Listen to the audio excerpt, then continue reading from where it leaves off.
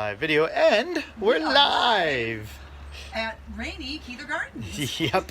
Okay, so once again, we're coming to you live from Keeler Gardens on the north side of Chicago. Keeler Gardens is live. I'm going to watch on my phone right now because I have notifications set since I follow Keeler Gardens. So welcome everybody.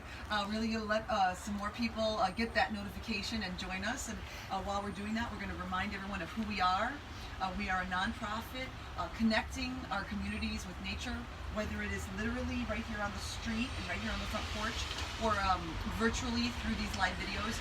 Connecting with nature improves everyone's health in so many different ways, and it's actually proven via studies. So that's why we're trying to keep everyone connected to nature in these questionable times, but we find that everyone is getting out more, walking more, spending more time outdoors, and it's really a plus. So the programming that we do here would have you out, maybe here visiting the gardens or working with us as a volunteer. And so things are a little different now, as we might have mentioned before.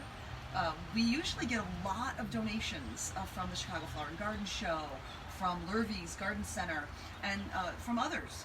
And those donations at this time of year, nearing the end of the spring season, allow us to start decorating and fluffing up the property, building on top of what we've already got here. Say hi to Maggie.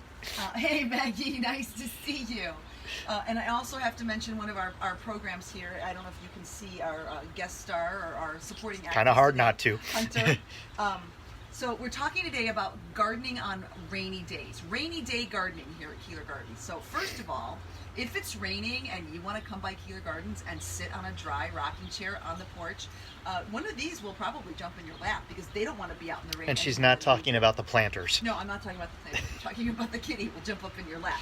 So this is Hunter, and Scout is our other kitty, our community cat. You can see a little bit about who they are and how we've worked with them in the past, how we got them in a past video. But what we're focusing on today is, do you have a sheltered space where you live or where you are, where you can do some rainy day gardening? So one version of rainy day gardening is sitting in a rocking chair. But what we do here at Keeler Gardens on rainy days is we work under the front porch because it's pretty dry. Even when it's raining consistently, our rocking chairs, and I don't know if you can see it, but there's dry and there's wet. So we don't work out there, we work over here. And another one of the projects that we have. Oh, they have a Scout too, but she's a dog. Oh, well that's nice. Baby Scout can come and meet Scout. So we have these wooden planters that we use to decorate throughout the seasons. And I'm not sure if we've shown them on previous occasions, but up until now we've had our winter display still in the pots because we haven't gotten any of those spring donations. Those would be tulips and pansies and such. So this year what we did is something a little frugal and something that others can take advantage of. If they have a space that they want to add a little green to, we have scrounged up some of our hardier runner mat forming perennials and pulled some excess out of the garden and used those plants to fill up our planters. So one of the reasons why I wanted to feature these planters is because these get maybe half sun, if that, so we have to obviously plant for shade. Did you want me to bring the camera closer to see the plants? Maybe someone might be interested. They can come up and look a little closer. Okay. We're waving at people as they go by. So I don't know if anyone knows Lily of the Valley. Some might know it just by its wonderful scent. It's these wonderful white bellflowers. They'll get about this tall when they're full grown. As we've seen them start to emerge, we've also seen them start to emerge in places we don't want them. So we started pulling them out, and you do have to dig the roots out, down quite a bit. But once you do, you have these big chunks and these runs of these beautiful plants that can go in a planter and actually would probably survive over the winter in a planter. So you could just leave that planter out and would always have Lily of the Valley in it. So if you can see right there, it's a set of flowers coming. They smell wonderfully.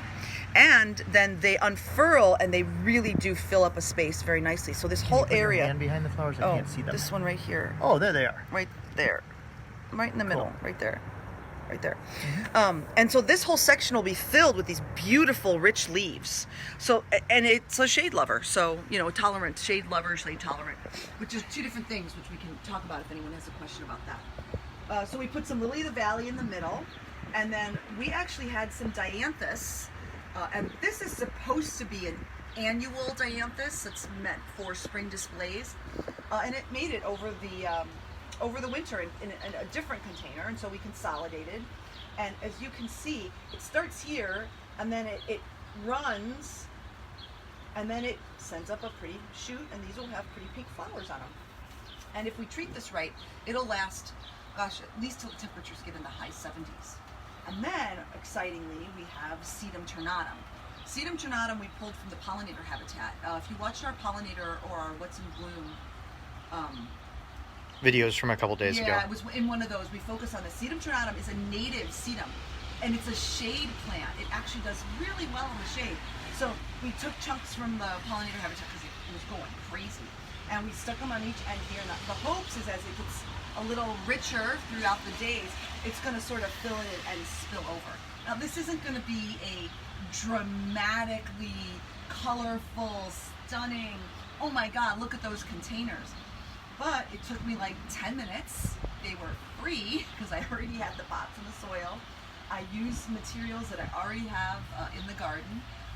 And for us, it was a good solution to the faded and old holiday display that we still. Sorry, Hunter's totally upstaging you. She went out like, yep, it's still raining, and ran back up here. Come on, Hunter, you can still sit on my lap.